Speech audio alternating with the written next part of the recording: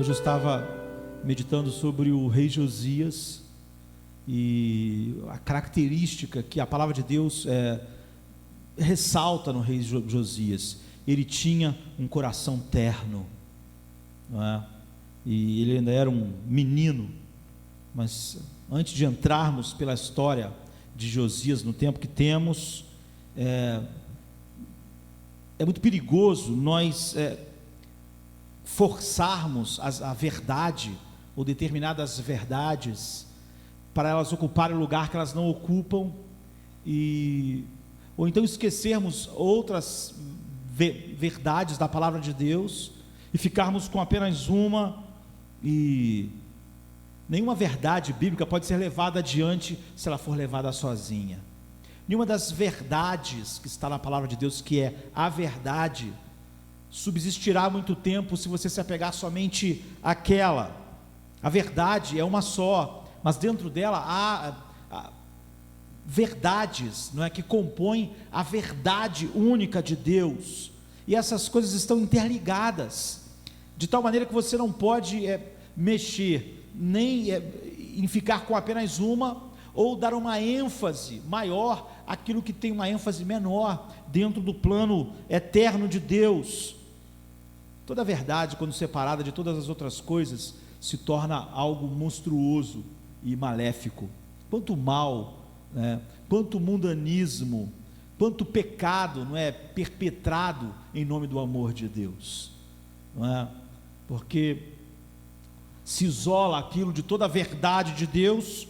E então, quando as pessoas estão no tribunal, costumo dizer para elas: olha, você tem que dizer a verdade, somente a verdade e nada mais que a verdade. Isso não é apropriado só num tribunal, é apropriado para nossas vidas, é apropriado para quando o pastor está pregando e quando nós estamos ouvindo a verdade, é apropriado quando estamos estudando em casa, é apropriado então para o púlpito, para a nossa sala, para o nosso quarto, para o nosso quarto de oração.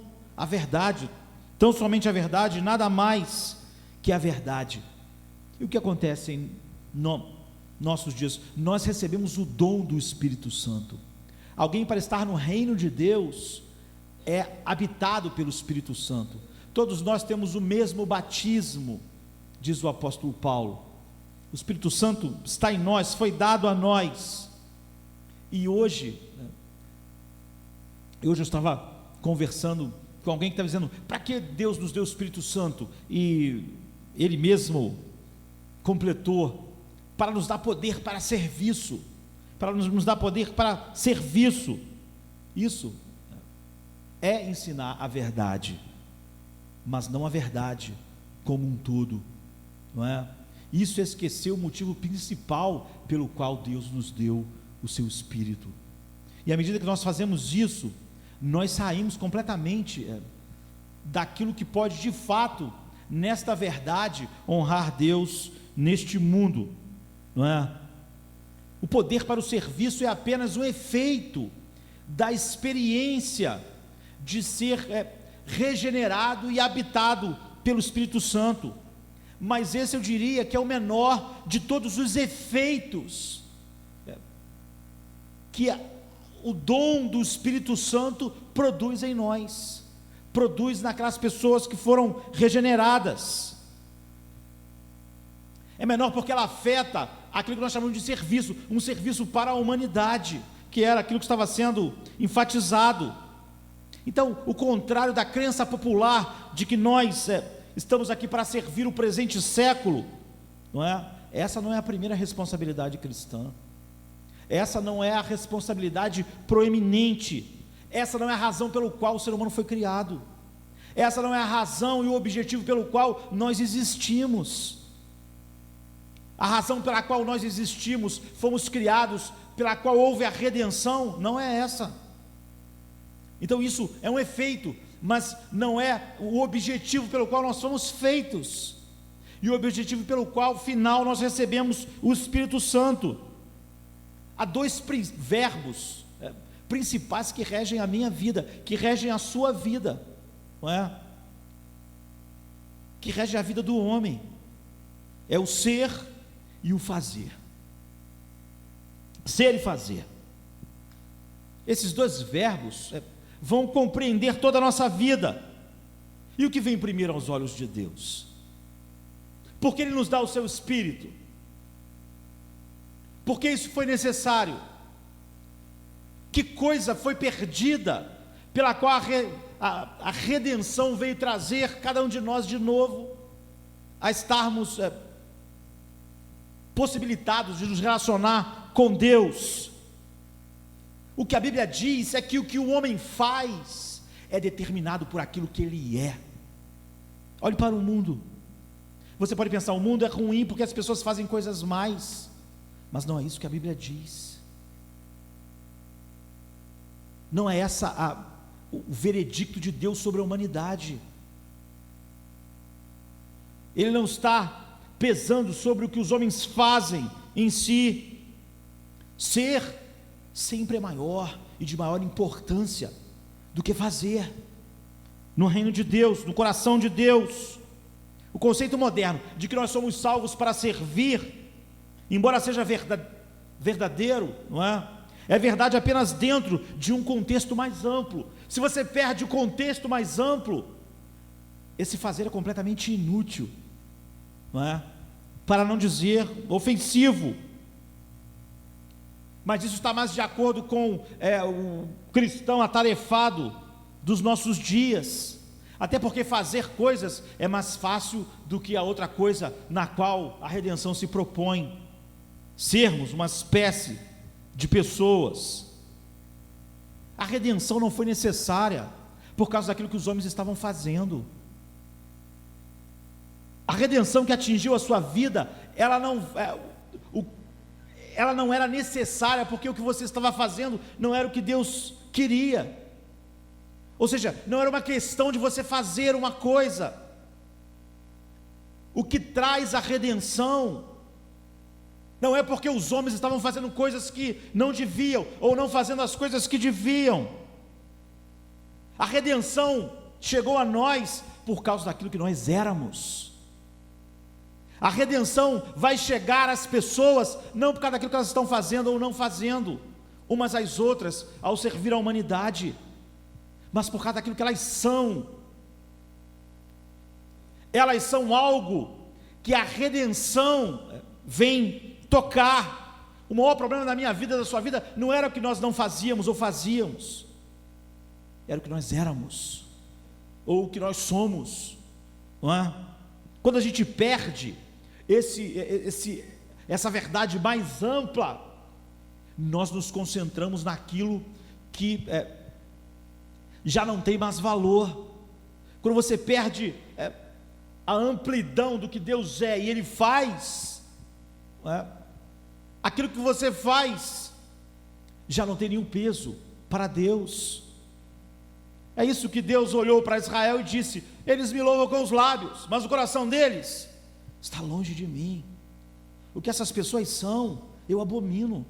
O que elas fazem então não tem nenhum peso, não tem importância. Levantar as mãos, cantar, tentar encontrar e fazer prosélitos, ou seja, convertidos como eles faziam, já não tinha valor nenhum, porque o fazer não é o que está como algo primário no problema do ser humano. Então, a questão não é só as falhas morais do comportamento humano. A Bíblia diz que não haveria nenhum comportamento pernicioso se os homens fossem outro tipo de gente, de pessoa, de ser, que eles não são mais. Ou seja, o mundo age como? O mundo age conforme eles são. Olhe para o mundo, não pense, é o que a Bíblia diz, que o mundo age assim e que ele é outro, que ele age assim, porque ele age assim ele está errado. Não é esse o problema, não é isso que a Bíblia diz. O mundo age assim por causa daquilo que ele é. Eis o grande problema do ser humano. Eis porque nenhuma reforma pode ajudar as pessoas. Eis porque mudar a atitude de alguém ali ou lá não vai ajudar em nada, ninguém. Porque o drama do ser humano é aquilo que ele é, e o que ele faz é só o resultado do que ele é. Essa é a verdade central. sobre o ser humano, sobre eu e sobre vocês. Os homens caídos agem de acordo com o que eles são. É o coração que dita as ações. É o que eles são que fazem o mundo ser o que é. O mundo feio à nossa volta é só o retrato do coração dos homens, daquilo que os homens são. A ideia, quando nós nos voltamos para a humanidade, é que a humanidade é algo melhor do que o que está acontecendo. E o que está acontecendo é como se fosse uma doença, que a humanidade não seria assim, se ela pudesse. Não é o que a Bíblia diz. A Bíblia diz em Gênesis 6,5: viu o Senhor que a maldade do homem se havia multiplicado na terra. Vamos pensar bem, isso é verdade. Mas qualquer ser moral poderia ver grande parte disso. Até um ser moral caído é capaz de ver que grande parte do que o ser humano faz é mal. Ou seja, apesar essa informação ser estupenda a respeito do homem, viu o Senhor que a maldade do homem havia se multiplicado sobre a terra. Nós podemos dizer que qualquer ser moral pode perceber pelo menos um pouco essa maldade, olhar a sociedade e dizer: isso é mal. Mas Deus vai mais longe, porque Ele não viu só que os homens eram maus, ou seja, que eles faziam maldades. Ele disse que a causa dos caminhos maus dos homens, qual era? Isso nós não podíamos naturalmente ver, ou naturalmente perceber, devido ao nosso envolvimento.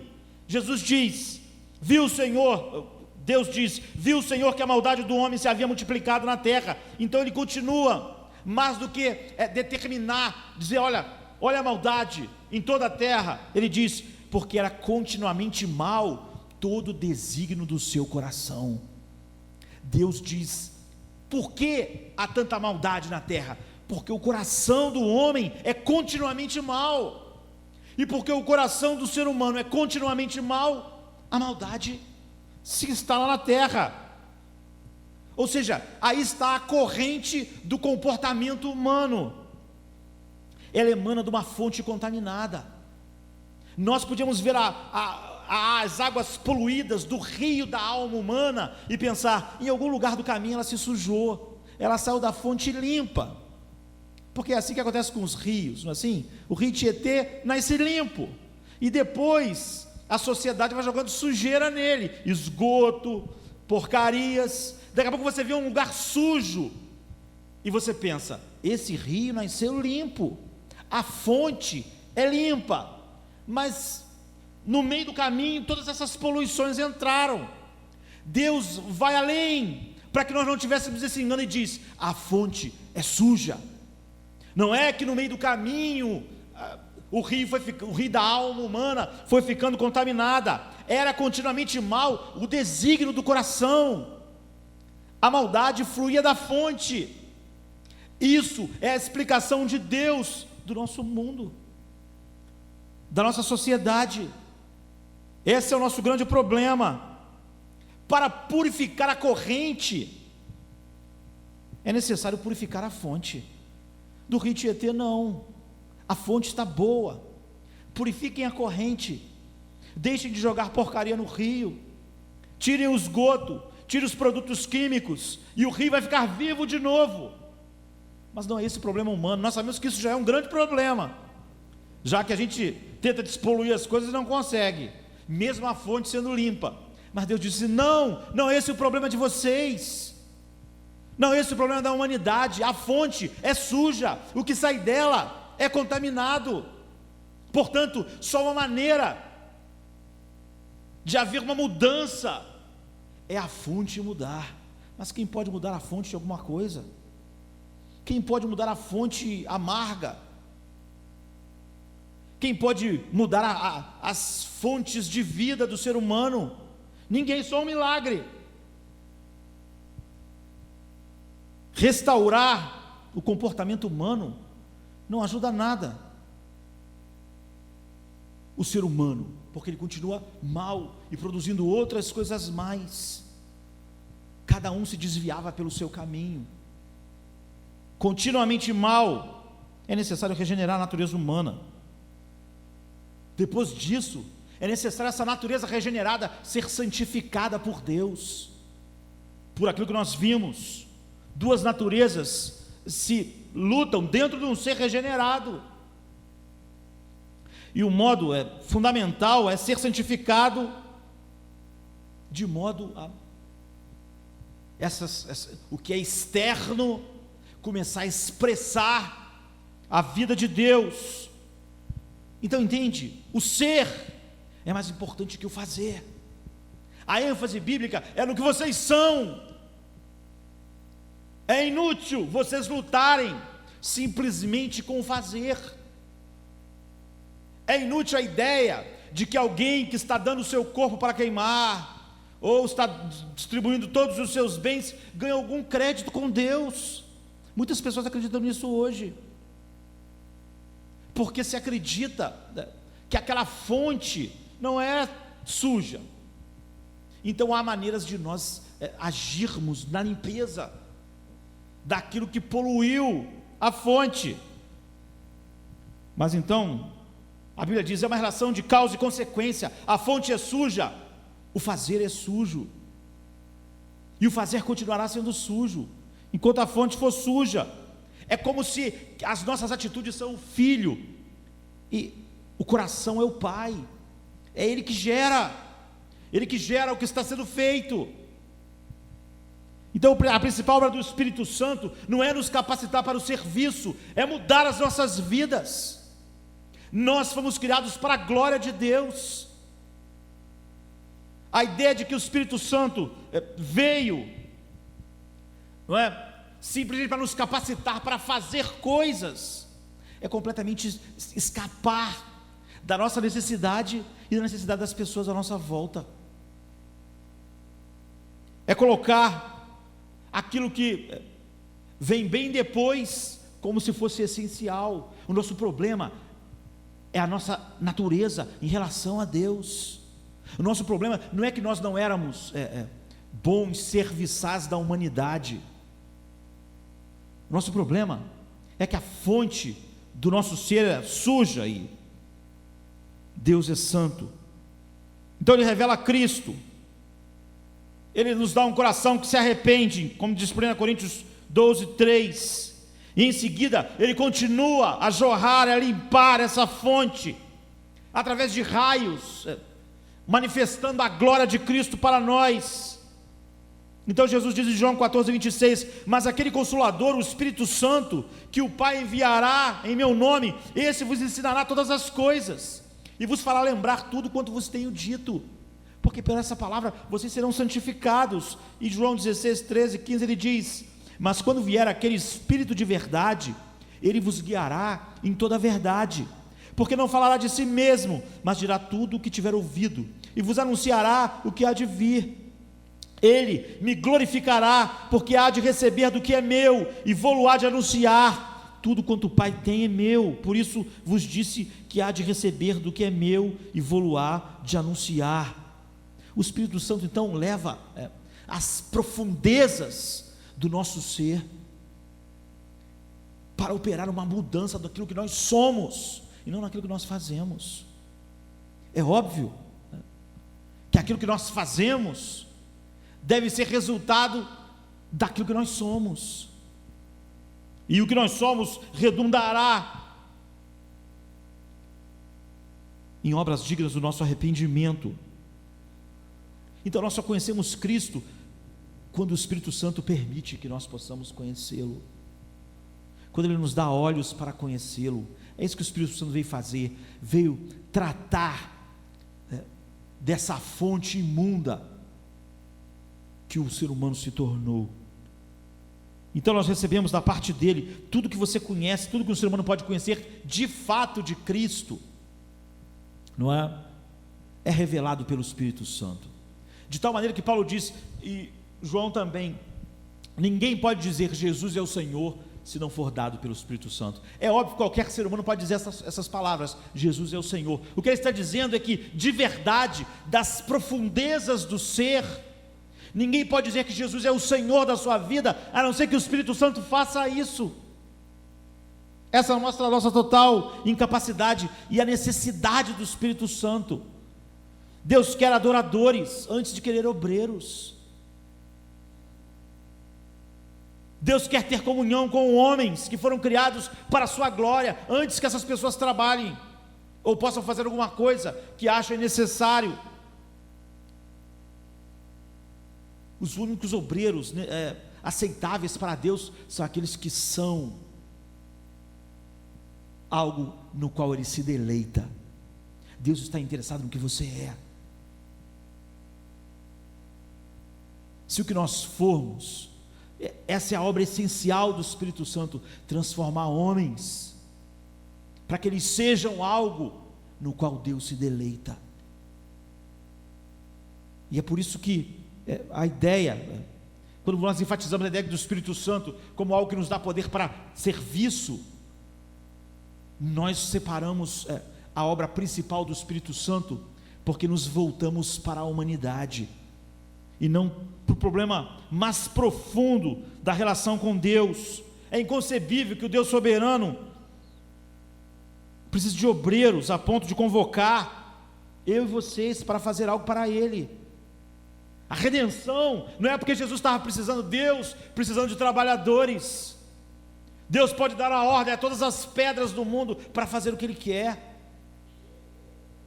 Deus tem incontáveis legiões de anjos à sua disposição. A questão não é essa. Deus quer novos homens. Deus quer que você seja alguma coisa. Deus quer que você exista para a glória dEle, como tudo aquilo que foi feito deve ser. Deus não precisa do nosso serviço, e nem nós somos redimidos, porque a humanidade precisava desse serviço. Nós éramos uma espécie de ser, que despertava toda a ira de Deus. Eles continuamente são maus nos seus corações. Então, a promessa do Espírito Santo, antes de falar qualquer coisa a respeito de fazer, ela fala sobre ser. Então, por exemplo, em Ezequiel 11:19 diz: e lhes darei um só coração e um espírito novo, porei dentro deles esse espírito, e tirarei o coração de pedra, e lhes darei um coração de carne. Essa é a obra essencial do Espírito Santo. Aquela fonte que Deus disse, é continuamente mau o desígnio do seu coração, eu lhes darei um novo coração, para que eles sejam uma espécie de ser, que possam ter comunhão comigo, exaltar e glorificar o meu nome. Em Ezequiel 36:26 diz: e dar-vos-ei um coração novo, e porei dentro de vós um espírito novo, e tirarei da vossa carne um coração de pedra, e vos darei um coração de carne. Em Jeremias 32:39 diz: e lhes darei o mesmo coração e um só caminho, para que me temam todos os dias das suas vidas, para seu bem e bem dos seus filhos depois deles. Ou seja, qual a única coisa boa que pode acontecer aos seus filhos e à sua geração? É vocês terem um coração de carne, que me temam. É as fontes da vida serem novas. Isso é o que Deus faz. Jeremias 24:7 diz: e dar-lhes-ei coração, para que me conheçam, porque eu sou o Senhor. Então vocês serão por meu povo, e eu lhes serei por Deus, porque se converterão a mim de todo o vosso coração. Por quê? Porque eu lhes darei um coração para que vocês me conheçam. Vocês não me podem conhecer com o coração que vocês têm. Essa é a promessa da nova aliança, essa é a promessa do Espírito Santo, para que nós fôssemos algo. A ênfase em que nós estamos aqui para a humanidade, para serviço da humanidade, é uma ênfase que começa errada, torta, e acaba fazendo as pessoas acreditarem que o que elas fazem tem um peso além daquilo que devia ter. Ou seja, o que se faz deve ser tão somente consequência daquilo que se é. Você viu o problema da igreja? Nós podemos usar métodos carnais para atrair os carnais, e a igreja faz isso. O homem não ganha um novo coração. O problema não é só trazer homens carnais, não é difícil, não é? Mas como você mantém homens carnais? Com mais carnalidade. Você entrou num círculo sem fim, porque você atraiu um carnal com carnalidade. Se você não der a ele carnalidade, ele vai embora. Então você é obrigado a alimentá-lo semana após semana de carnalidade, para que ele fique. Você entrou numa armadilha, porque você não entendeu. Você se voltou para o mundo e não para Deus. Você não entendeu o motivo fundamental pelo qual o Espírito Santo foi dado a nós, para que eles tenham um novo coração, que me obedeçam, que me amem. Então o Espírito Santo confere dons para nós servirmos.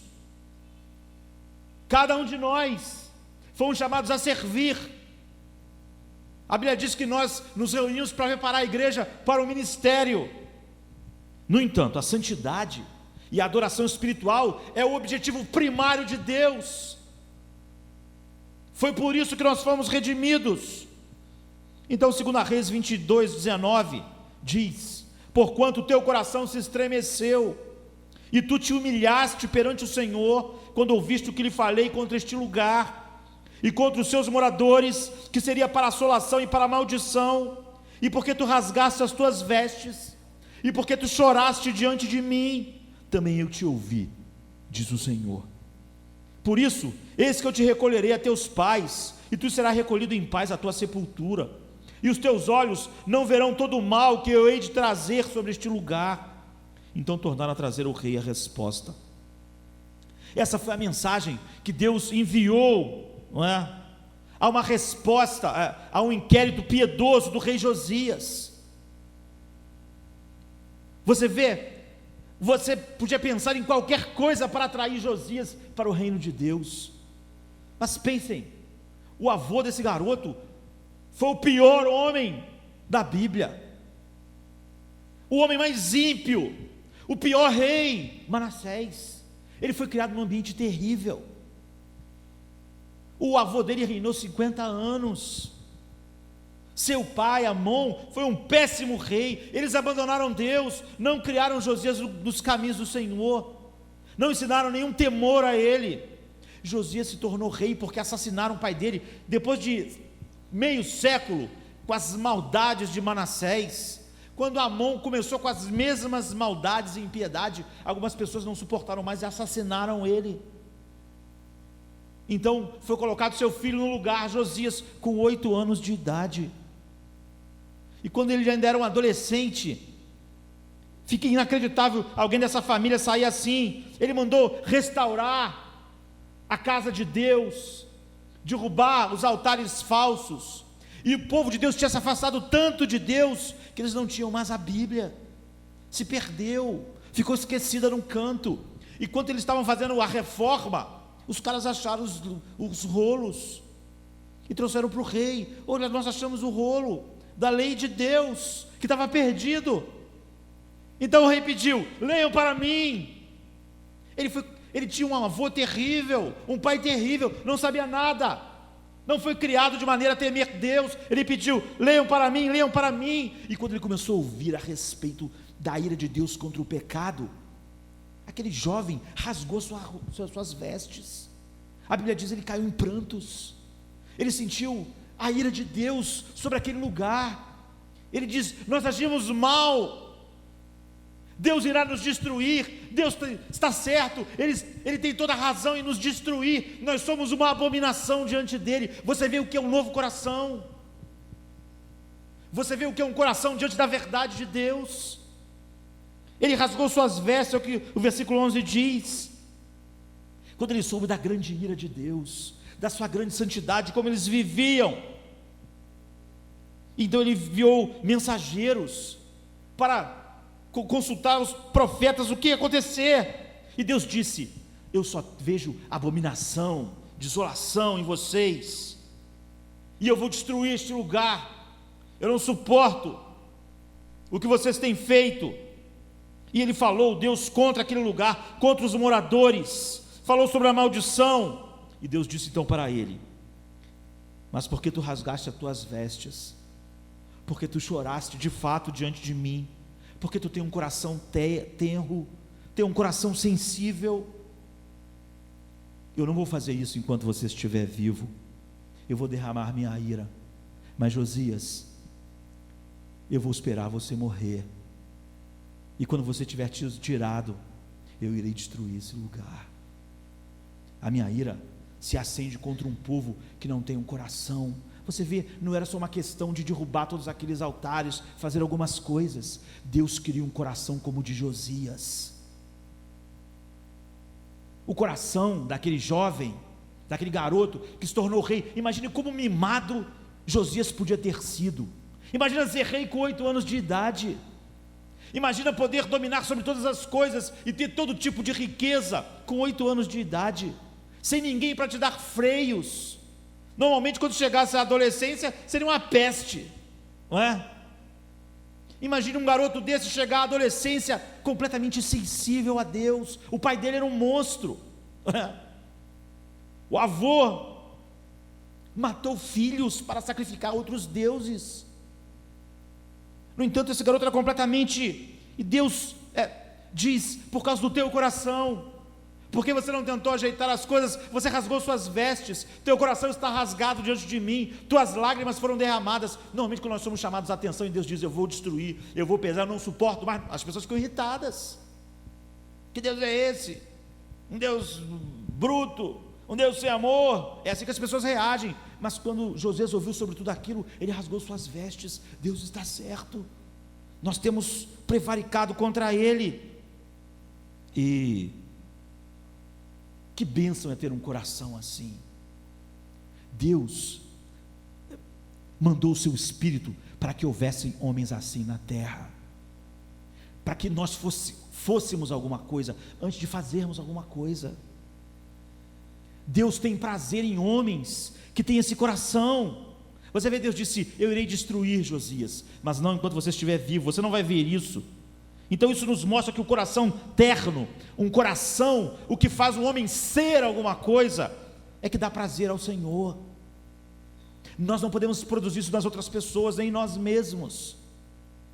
É por isso que não há nenhuma esperança para o mundo, porque continuamente má é toda a intenção do ser humano, porque não adianta nós limparmos o rio, a fonte continua jorrando essa contínua maldade do ser humano. Não é triste isso ser exposto a nós? Que prazer dá a Deus um coração assim. O coração do homem natural é muito longe de ser um coração terno. Quando ele é chamado por Deus duramente como Josias, normalmente ele se endurece mais, não é? Os descendentes de Adão são duros, insensíveis, teimosos, desafiadores. Mas Deus disse, eu vou colocar um novo espírito dentro deles, e vou tomar o coração de pedra, e transformar em carne, e lhes darei um coração de carne. Um coração terno é o que nós precisamos, queridos. É por isso que o Espírito Santo nos foi dado, sabe? Essa é a função primaz do que ele veio fazer. Isso é a explicação da nova aliança. Eu lhes darei um novo coração assim. Ele está em antítese contra um coração duro. O que é um coração terno que Deus dá aos seus filhos? É o oposto de um coração de pedra, que é frio, que é resistente. É a maior bênção que o ser humano pode ter. Muitas pessoas confundem as acusações da consciência com um novo coração, ou com um coração assim, mas a nossa consciência pode ser sensível sobre algumas coisas, quando ela é completamente insensível sobre o que é mais importante. Ela pode acusar vocês de pequenas coisas, enquanto as fontes, a nossa consciência é capaz de dizer, o que você fez não é bom, a sua atitude é má. O ser humano sente isso lá fora, mas a consciência nunca diz ao ser humano, você é mau. O ser humano não aprende isso com a sua consciência. Você imagine como a consciência pode ser sensível para algumas coisas. Os fariseus, eles não entraram no pátio de Pilatos, porque eles vão ficar impuros. A consciência deles não podia permitir. No entanto, eles estavam ali para matar Jesus. A consciência deles não falou nada a respeito disso. A consciência deles falou: não, vocês vão ficar impuros, vocês não podem entrar lá no pátio de Pilatos, fiquem aqui lá de fora. Enquanto eles tramavam o assassinato do Filho de Deus, e eles não sentiam culpa por causa disso. Você vê como a consciência do homem natural, ela pode ser completamente desequilibrada. Ela pode fazer alguém se sentir mal por estar comendo algo, enquanto a vida dele, o que ele é algo abominável a Deus. E ela não diz nada a respeito disso.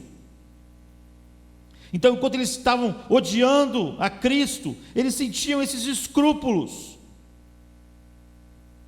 Então, não é só, é uma obra divina que faça com que o coração do homem seja o oposto do coração de pedra, sensível ao pecado, como quando eu era criança. Eu não sei nem o nome daquela planta, mas eu andava pelos terrenos baldios que não existem mais, e tinha uma plantinha que quando você encostava nela, ela fechava, não é? Dormideira, é isso. Ela era muito sensível. Eu às vezes tentava tocar para ela não fechar, mas ao menor toque ela fechava. É assim que Deus faz com que seus filhos reajam ao pecado. O que é um coração duro? O coração duro não importa se o cara faz parte do reino de Deus, é externo, não é do povo de Deus. Israel era o povo de Deus, onde Josias nasceu, mas aquelas pessoas eram insensíveis. O pecado podia esbarrar nelas, o pecado podia sentar em cima delas, não sentiam nada. Como era o coração de Josias? Como aquela plantinha, ao ser tocado, reagia, sensível. É um coração que jamais brinca com o pecado, ao menor toque, ele sente. Ou seja, ele se recusa a brincar com qualquer coisa que seja impiedade. É esse tipo de gente que Deus veio fazer, veio restaurar. É por isso que Ele nos deu o Espírito Santo. Se o Espírito Santo não estiver produzindo isso, esqueçam as obras, esqueçam o serviço da humanidade, tudo será inútil, tudo não dará em nada. Há muitas pessoas que fizeram coisas maravilhosas aos olhos dos homens, e no entanto, aquilo não fluiu de novo coração. Se trancaram, se deram, andaram, jogaram os São Franciscos da vida, saíram pelados da casa do Pai, abandonaram toda a vida, viveram para servir alguma coisa. Essas coisas não purificam a fonte do ser humano, nem aquilo que ele é. Então, um coração sensível como o de Josias, ele está orando sempre. Ele não só não briga com o pecado, como ele ora a Deus a cada manhã: não nos deixe cair em tentação, livra-me do mal, livra-me hoje de toda tentação, de todo mal, que eu não tenha nada com o pecado no dia de hoje. Isaías 66:2 diz: é alguém que treme diante da palavra de Deus. Você vê, ouve a palavra de Deus e treme. É o que Josias fez, rasgou suas vestes, caiu em prantos. Não precisava de você falar: Josias é um garoto muito novinho, o negócio dele é música. Para nós tocarmos o coração de Josias, vamos ter que fazer uma música, vamos fazer uma coisa para ver se Josias sente alguma coisa. Não, ele ouviu ler a palavra de Deus e foi completamente impressionado. Um coração terno é um coração que tem uma profunda preocupação com a glória de Deus. Josias ficou arrasado com o fato de que a vida da sua família e a vida daquele povo desonrava a Deus, envergonhava a Deus. Ele foi completamente absorvido pela honra de Deus. Houve um grande avivamento. Quando isso acontece, Jeremias ainda é jovem. Jeremias participa desse avivamento através do rei Josias. Nós sabemos que ele não vai durar, porque quando Josias morrer, as maldades voltarão.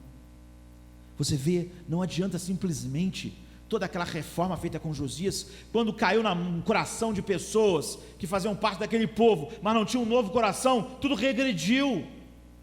É para aquele povo que Jeremias prega nos próximos 40 anos, até que finalmente tudo é destruído, como Deus tinha prometido a Josias: quando tu morrer, eu irei destruir.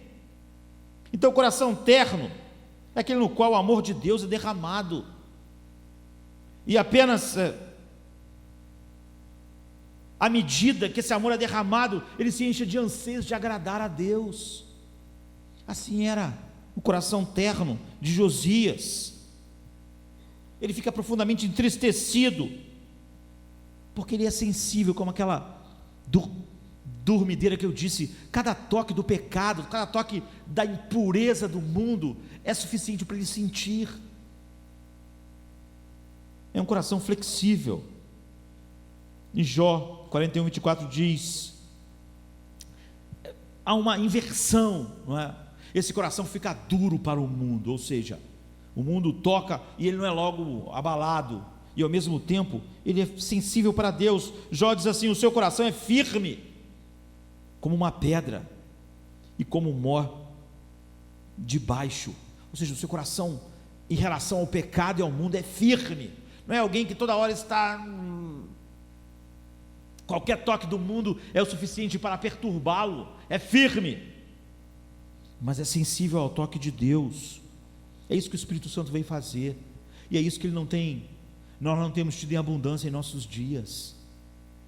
Nós podemos atrair homens carnais e mundanos com coisas mundanas, depois nós temos que ter coisas mundanas para manter os mundanos satisfeitos, e nós não temos nada, porque nós esquecemos que o Espírito veio para nós sermos alguma coisa. Não adianta nem você dizer, mas nós atraímos carnalmente as pessoas e elas melhoraram um pouco, e daí? Tiraram um pouco de lixo do rio Tietê? O problema é que a fonte está suja. Você terá que alimentar com coisas assim. O homem natural é como Faraó. Quando Deus disse: deixa o meu povo ir, o que Faraó respondeu? Quem é o Senhor para eu obedecer a sua voz? Eu não acho isso razoável. Me dê uma boa explicação para me deixar o povo ir. É isso que o coração natural faz, é isso que as pessoas fazem, mesmo na igreja. Mas quando alguém é vivificado pelo Espírito Santo, pela obra do Espírito Santo, é como Atos 9:6 diz: o homem responde igual Paulo: Senhor, o que queres que eu faça? Você vê, o outro disse: quem é o Senhor para mandar eu fazer as coisas? Então, em seu primeiro amor, em seu amor inspirado pelo Espírito Santo, nós nos tornamos um tipo de ser que está em verdadeira comunhão com Deus. Há uma ternura, uma flexibilidade de coração. É o que a Bíblia diz a respeito do coração de Josias em 2 Reis 22:19. É um coração consciente em todos os aspectos da vida. É só assim que ele, de alguma maneira, abençoa o mundo. É nessa sensibilidade, nessa comunhão, nessa santidade, nessa separação do pecado. Ele começa a ser sensível nas coisas em que as pessoas são completamente brutas. Em Cânticos de Salomão 2:15, ele diz: apanhai-nos as raposas e as rapozinhas que fazem mal às vinhas. Ele começa, quando você é sensível, você começa a ser sensível aos menores toques. As raposas e as rapozinhas fazem mal a esta nova vida. Deus queira nos dar uma geração de homens como Josias, porque o seu coração se enterneceu, Deus disse, porque o seu coração é sensível, porque fez você se humilhar diante de mim, fez você desejar a minha glória, porque você é esse tipo de gente agora, não é? Josias, tudo vai ser diferente entre eu e ti, não é? Tal posse é o maior tesouro que um ser humano pode desejar. Qual é a maior bênção que você deve desejar para qualquer ser humano? Ter um coração terno para Deus. Qual a maior bênção para qualquer membro desta igreja? Ter um coração terno para Deus. E se ele não tiver, então tudo será inútil. Pegue todas as coisas boas que você acha que um ser humano pode fazer, ou que alguém que pertence a esta igreja pode fazer, será completamente inútil. O bem precioso, sabe, que faz a criatura se derramar em lágrimas diante de Deus, como Josias, com esse coração terno, é a única coisa que pode fazer toda a diferença na vida do ser humano no final. Provérbios 4, 23 diz: sobre tudo que se deve guardar, guarde o teu coração. Se o coração é assim, então você guardou as saídas da vida, a fonte, aquilo que Deus disse lá em Gênesis: todo e continuamente intento dos seus corações são maus. Foi mudado, foi transformado, e agora tudo será consequência disso. E como é que você faz isso? Receber um coração assim é uma obra soberana de Deus. Ninguém pode criar um coração assim no coração de ninguém, nem no seu próprio ser. Mas depois que você tem um coração assim, você tem que cuidar dele. A ideia de que, como Deus nos deu uma vida e Ele é soberano, nós não temos que fazer nada a respeito dessa vida, é uma ideia ímpia. Muitas pessoas já disseram isso para mim: se Deus me deu uma nova vida, se eu nasci de novo, se essa vida é invencível, eu não vou fazer nada. Essa pessoa é ímpia, essa pessoa está debochando da face de Deus. A vida biológica é um dom de Deus? Queridos, Deus deu a vida biológica a todos os seres humanos. O que o ser humano faz? Se Deus deu a vida para mim, então eu não como, não bebo, não faço nada, porque se Ele me deu esse dom, Ele tem que manter o dom. Não, porque o Deus que deu o dom da vida biológica deu os meios pelos quais ela, ainda que debaixo de maldição, indo em direção à morte, ela existe. E essas pessoas que fazem essa argumentação de que porque se Deus me deu uma nova vida, eu posso viver qualquer espécie de vida, que essa vida é imortal, ela simplesmente só declara que não tem essa vida.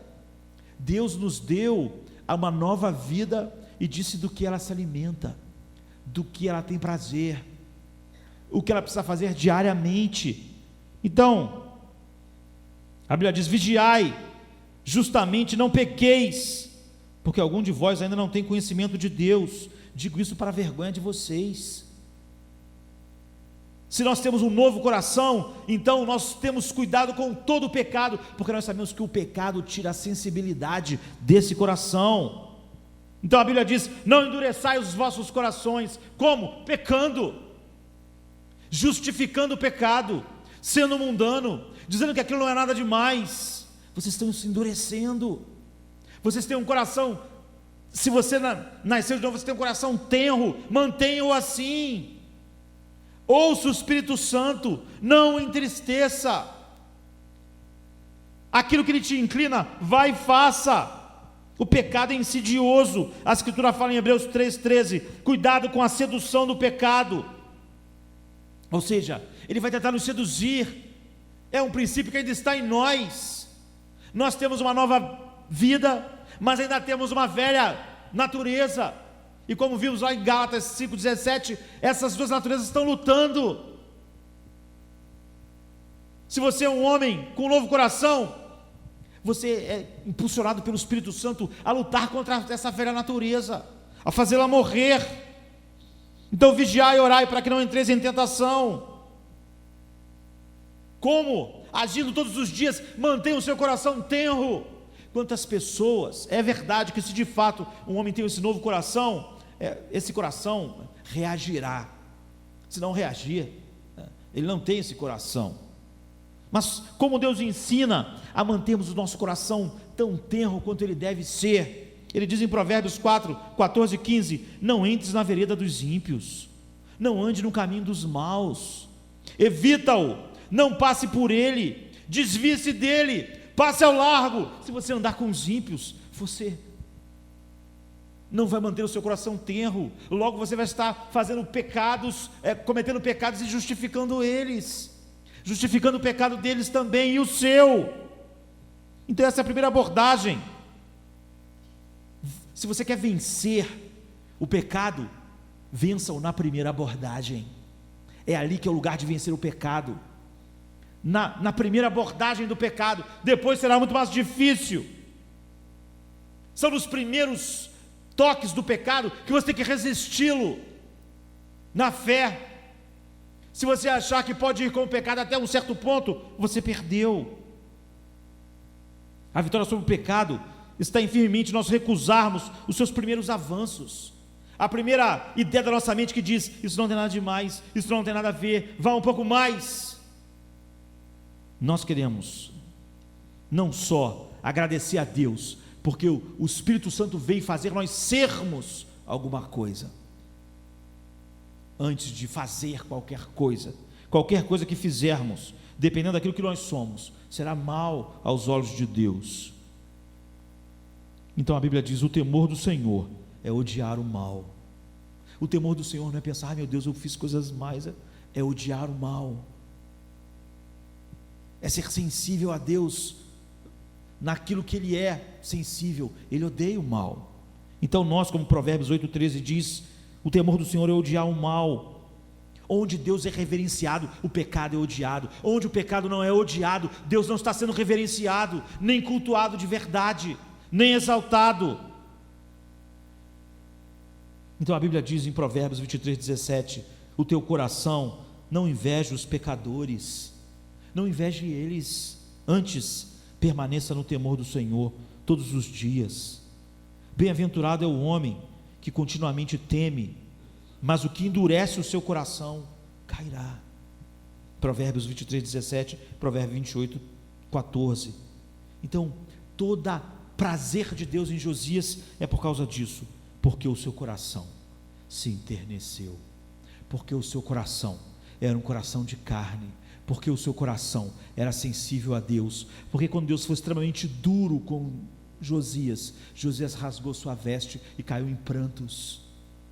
Esse é o tipo de coração que o Espírito Santo produz no homem. Depois disso, e só depois disso, qualquer coisa que um homem faça será aceitável ou não a Deus. Quando nós invertemos as coisas, nós temos um mundo de coisas remendadas e completamente inaceitáveis a Deus, nem a nossa vida, nem a vida das pessoas, nem somos uma bênção, nem estamos em comunhão com Deus de fato, nem somos uma bênção para este mundo. Então nós devemos estar completamente focados na ideia de que o Espírito Santo veio para nós sermos uma nova criatura, que reage a Deus, e que reage como Deus reage a olhar para este mundo sem Ele. Quando nós fazemos um diagnóstico diferente da humanidade, nós mostramos dureza de coração. Quando nós falamos, muita maldade, mas não é o coração do homem da onde sai toda essa maldade, então nós mostramos um coração mau. Vamos rasgar nossas vestes, vamos derramar nossas lágrimas diante de Deus, vamos buscar em todo o tempo ser sensíveis a Deus, vamos abandonar toda a ideia de que nós podemos brincar um pouquinho com o pecado, podemos ser parecidos com o mundo. Então há uma certa tristeza que acompanha um coração como o de Josias, não é? Ela deve estar no centro das nossas vidas também. Quando nós não fazemos isso, nós não estamos vendo o mal que está nos comendo, nos destruindo. Como Oséias 7,9 diz: estrangeiros lhe comeram à força, e ele não sabe. Está falando sobre Efraim. Ele se juntou com os estrangeiros, ele não percebe, mas sua força está se esvaindo. Também os cães se espalharam sobre ele, mas ele não sabe. Ele não era mais sensível, ele não sentia como o pecado estava destruindo o seu interior, ele deixou de ser sensível a Deus. Então nós podemos pensar, e as pessoas pensam, não, nós podemos ir até determinado ponto, isso não vai nos corromper. A Bíblia diz: não vos enganeis, as más conversações corrompem os bons costumes. Se você sente que tem um novo coração, faça tudo que Deus mandou para mantê-lo tenro, porque tudo que você fizer só será aceitável dependendo desse coração. Sem esse coração, tudo que o homem faz é abominável aos olhos de Deus. O que nós desejamos para os homens é esse novo coração. O que nós desejamos para essa igreja são vários Josias, O que vai abençoar o mundo é um monte de Josias.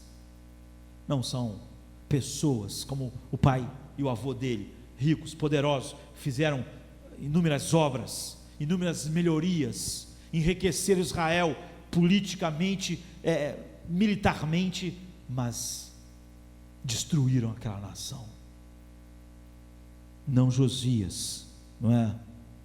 Então, o que o Espírito veio fazer antes de nos capacitar para o serviço, como a ênfase atual, ele veio para nós sermos um tipo de pessoa.